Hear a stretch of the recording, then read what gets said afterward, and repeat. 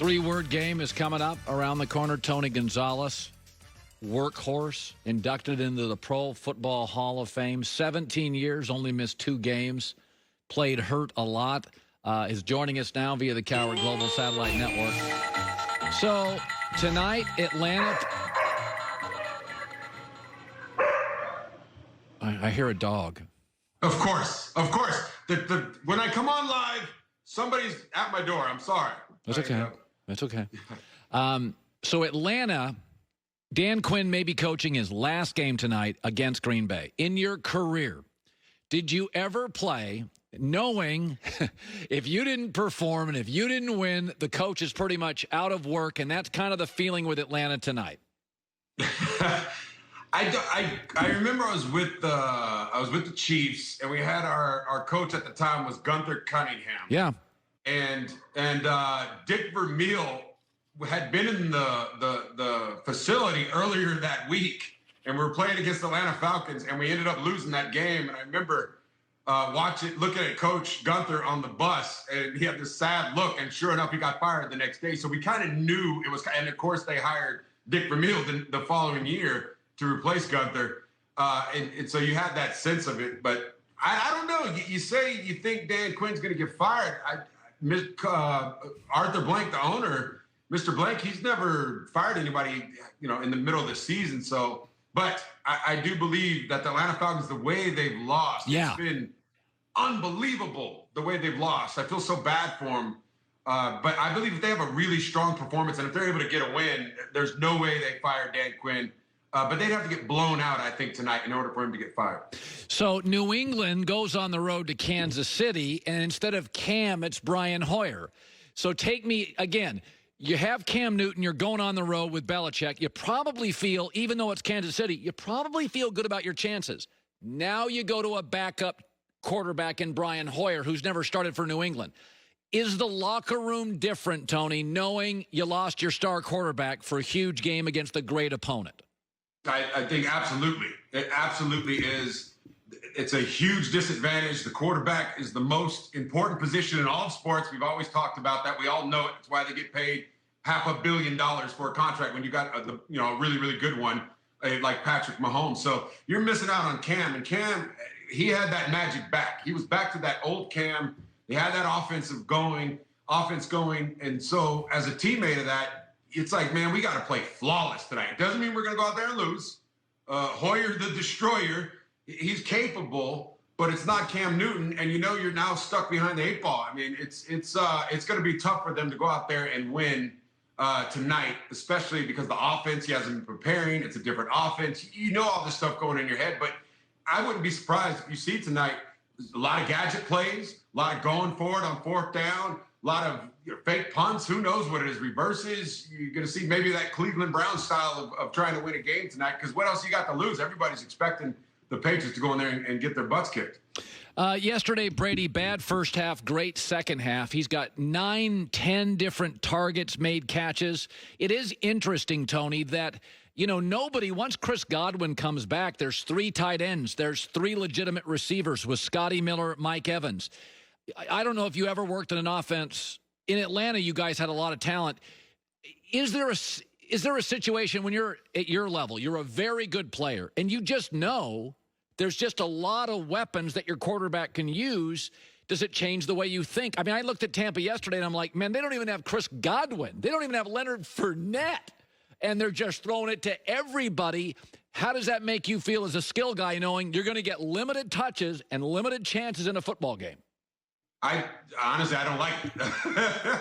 I'm selfish, Colin, man. I want to throw me the ball. I know I'm good, and that's what I think has really slowed this offense down. Now it can work because you got a guy like Tom Brady, but even that, it's like when Randy Moss was there, he was throwing it to Randy all the time. Julian Edelman was catching all those balls. I believe you need 2 main guys in an offense in the passing game. So you have 1A, 1B. And those guys are each going to catch over, especially in today's offense, over 80 balls. And then you got one guy who's going to catch around 50, 55 balls. And then everybody else after that, you get in where you fit in. And that's an efficient offense. I think when you're trying to spread the ball around and trying to throw it to everybody, that's where the confusion comes in. I think that I'd rather just focus. It's the reason that I don't like buffets. There's too many choices. I want a specialty of the house. I want consistency, and I think Tom, hopefully he can figure that out, because this is spreading the ball around. I don't think the skill players don't like it. And I don't know. I think it would make it easier if Tom just said, hey, here's my guy I can go to. Here's the guy I can rely on.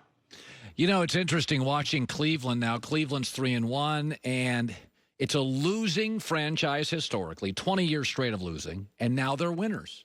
And now they go whack the Dallas Cowboys. And part of me thinks they feel confidence, but is it that false bravado where you're winning, but you can get sucked right back in on a 2-game losing streak? It's not a winning culture. Whereas if New England goes on a 2-game losing streak, they expect to win. That's their culture in the locker room. Talk a little bit about your NFL travels and about how cultures matter, and it can turn negative very quickly to a team that has a recent history of losing. Absolutely. I've been through it. I think anybody who plays long enough, unless you're Tom Brady and the Patriots, but most teams out there, when you have that losing mentality, you go into the game saying, hey, let's not lose this game. Let's play not to lose instead of playing to go out there and win. Certainly things are changing in Cleveland. And this is what we said before the season even started, that they are stacked. They have a lot of talent out there in Cleveland. And if they could put it together, they could win some games. And that's what's happened. But, beating the Dallas Cowboys, they're that onside kick away from being 0-4. So I don't think the Cowboys are as good as we thought they were going to be. But hats off to the Cleveland Browns. They've identified themselves, though. They know what they can hang their hat on. And it's not Baker Mayfield. It's that running game right now. Even though Nick Chubb goes out, when you have a guy like Kareem Hunt, and let's not forget who Kareem Hunt is. When he was out in Kansas City, he was one of the best running backs in the NFL. Yeah. And they're going to be fine. They have a good offensive line. Obviously, they got the great skill players and Odell Beckham and Jarvis Landry, but they need to keep to that formula that's made them successful. Baker Mayfield, still young. He can still keep improving, and there's no better way to make it safe for him. Turn around, hand that ball off, and then when you got to make the throws, go ahead and make them, and don't turn the ball over. And that's what he did yesterday. He threw the ball more than he's thrown the last couple games. I think he had 30 throws, and which I think is right around there. Don't go too much. You've talked about this before. Keep it at that. Play good defense. Don't turn the ball over, and they got a formula to be a really good football team this year. Finally, so Ryan Fitzpatrick is certainly capable. Tua's in the wings. And, Joy and I were talking about this. You can't fool athletes. Like if Tua was burning it up at practice and you're starting Ryan Fitzpatrick, at some point it's not good for morale. How long would you go when you have kind of a C+ guy in Fitzmagic and you got Tua and all these young quarterbacks are crushing it? Would you be worried at all that the locker room, you could lose the locker room if you didn't go to Tua in the next 2 or 3 weeks? Yeah, well, I'm looking at that. They're 1-3. What is Tua doing during practice that they're not trusting, that they say, hey, let's just wait? And Fitzpatrick I think he's really, when he's on fire, he's one of the best quarterbacks in the league. It's just, he's that microwave player. He heats up, but then he cools down. But I believe in being battle tested. You really don't know what a player is capable of until you get in that game, until you get the snaps. And I think Herbert for the Chargers is a good example. Who knows if he would be playing right now if Tyrod Taylor didn't get hurt?